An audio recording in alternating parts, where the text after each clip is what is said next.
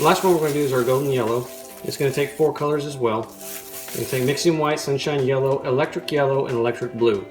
Okay, so we'll start out with the yellow, we'll start out with the white this time, because we need 223 grams of that, 223.15 grams of that.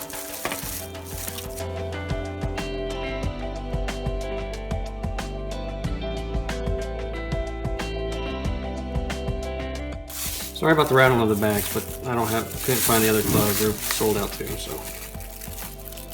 stuck with these.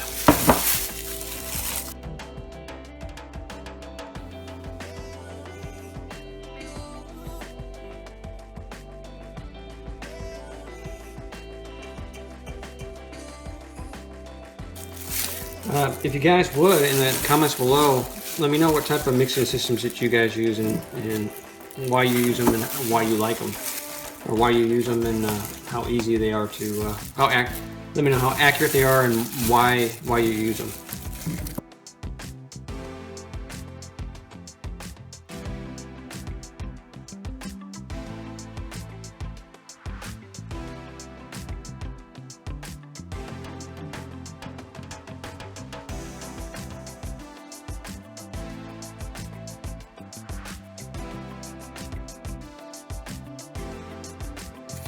You guys do know you can charge a premium from having to mix ink like this, right?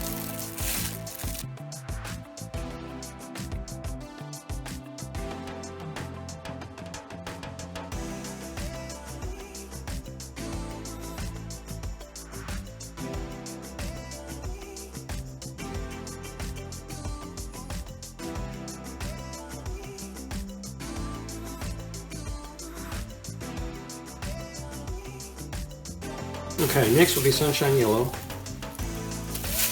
Seems like it's the most when I mix a lot of yellows. Seems like for my customers, and I use a lot of that sunshine yellow. Tried to order it in gallons, but they don't have them right now. They're out because of COVID-19. They screwed up a lot of things.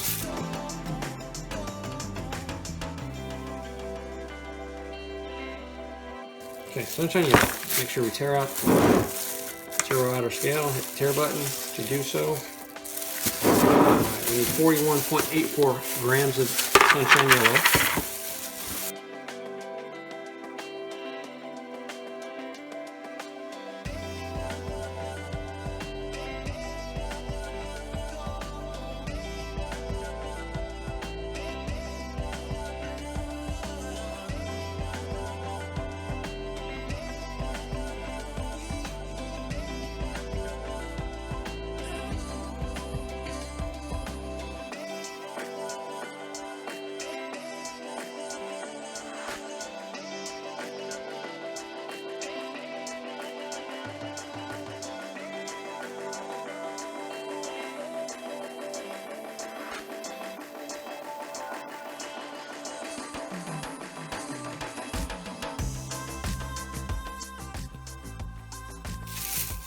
Okay, electric yellow's mixed. This one will be 34.87 grams.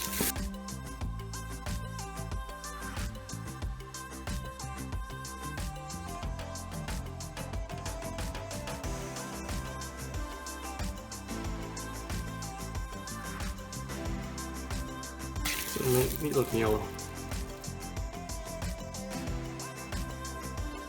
So we need 34 point, let's tear out the scale, put 0.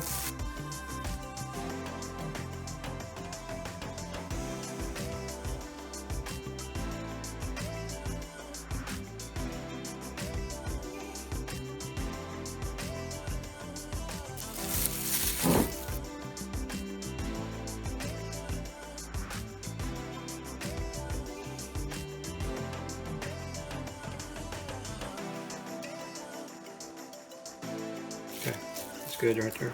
Get that over.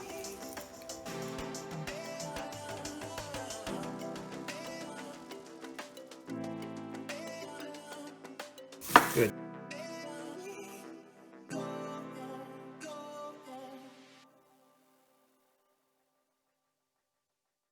So now we're doing electric blue. And this is small, 0.14 grams. Won't be much at all.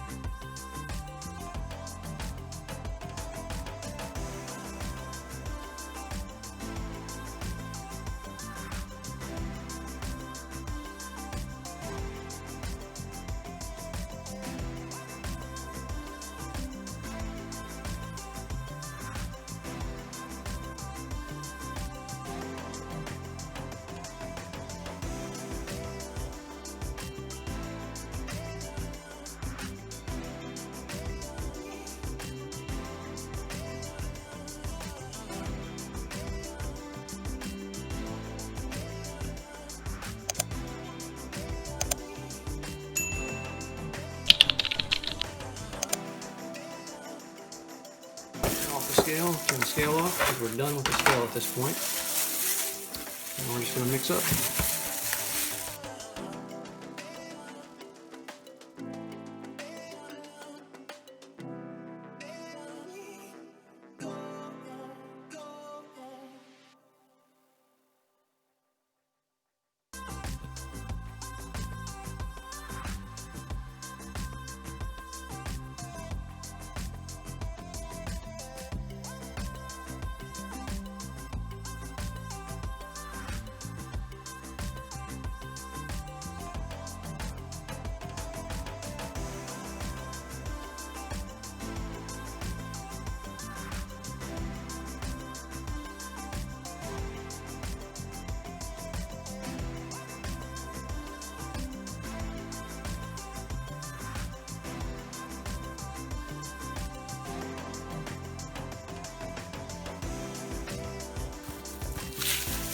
Keep in mind too, this ink once it's cured will be darker than the color that you have mixed up here.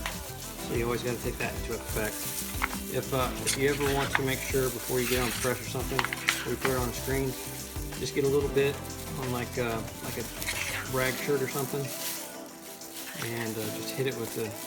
You don't even have to fire up your flash dryer. You can hit it with a heat gun even, and you can see what it looks like after curing.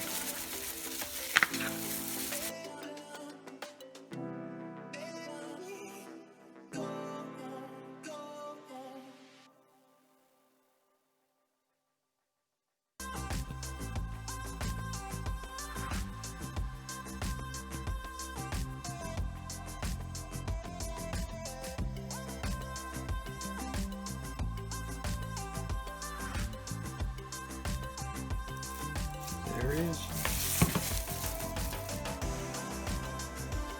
Alright, let's go ahead and get the lid on here. We're done mixing it right now. Let's go ahead and go around the rim, clean off the rim.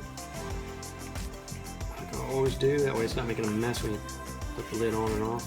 At least at first. Things change, you know, as you're printing. But okay. Alright, we're ready to print now. I'm going to slap this label on here.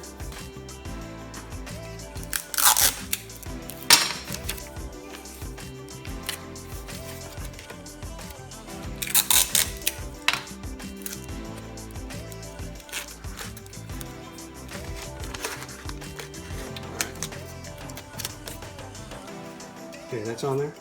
All right, that is done. That part is done now. All right, guys, thank you so much for checking out this video. I'm gonna go ahead and get this stuff set up, getting ready on the press. If you want to see that video, I'm gonna be doing a video on printing the shirt with these colors. If you want to see how they turn out with the underbase and all that sort of thing. Like I said, it's a 4-color print, including the underbase. I'll be posting that to YouTube here in a few weeks, so make sure you stay tuned for that. Make sure you hit subscribe. That way you'll see that video coming out later. All right, guys, if you have any questions, comments, leave them in the comment section below. I'll try to get to them as soon as I can. It is the busy time of the year, but I will try to answer them just as quick as I can. In the description below, there's a link to a lot of cool products. These products I've used has helped me through my 3D printing and my screen printing journey. It's made the job easier. That's why I've got them listed down there. If I can help you out, I want to be able to share with you stuff I've used to help you out in your progress as you go through screen printing or 3D printing. All right, guys, want to say thank you for watching this video up to this point. I know it's been a longer video, and we'll catch you in the next video. Take care, guys. Bye.